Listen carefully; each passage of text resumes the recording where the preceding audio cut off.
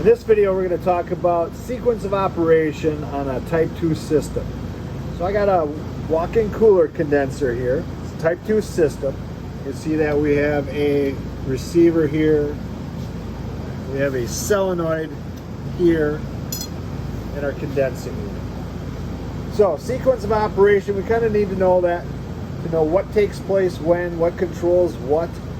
Helps in our troubleshooting, so we can kind of figure out where that's stopping, what the problem is a little faster.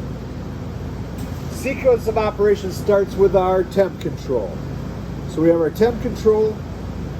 That is, we set that to a certain range. It's supposed to hold that range.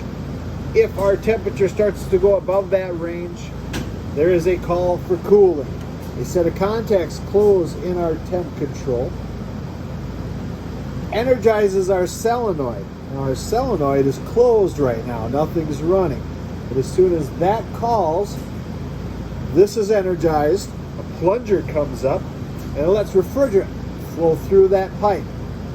Still, nothing will be running at that time until we hit our cut-in pressure. Whatever this pressure control is set for, as far as cut-in pressure, when it hits that cut-in pressure, a set of contacts in here will close, and that will start our condenser, fan motor, and our compressor.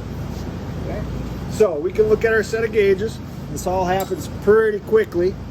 That set of gauges is sitting at about 10 psi. As soon as I turn that thermostat to a call for cooling, there's a click, solenoid, pressure goes up, closes the contacts on the pressure switch, starts the condenser, fan motor, and the compressor. Okay. So, again, sequence of operation. Ambient temperature goes up, thermostat contacts close. Energizes our solenoid. Pressure starts to flow, refrigerant starts to flow, pressure starts to go up.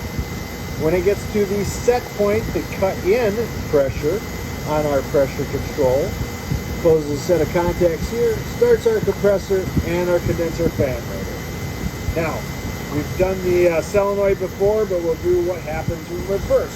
So if we're satisfied, we hit our temperature,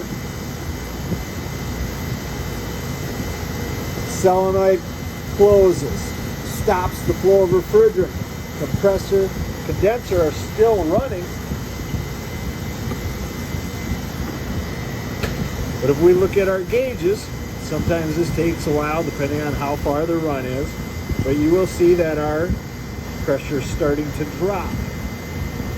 When that drops down to our cut out pressure, whatever we have the cut out pressure for on that pressure control, it will shut off the condenser, fan motor, and the compressor.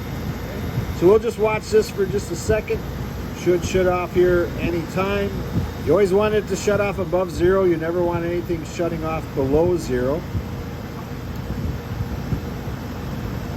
We're still pumping down. Pressure's dropping. It's just a hair under 5 now. See where that shuts off. So it's shut off just above 0 there. Okay, that is our cut out. Where the compressor turns on is our cut in. Where the compressor turns off is our cut out. So that's just a quick sequence of operation on a Type 2 refrigeration system.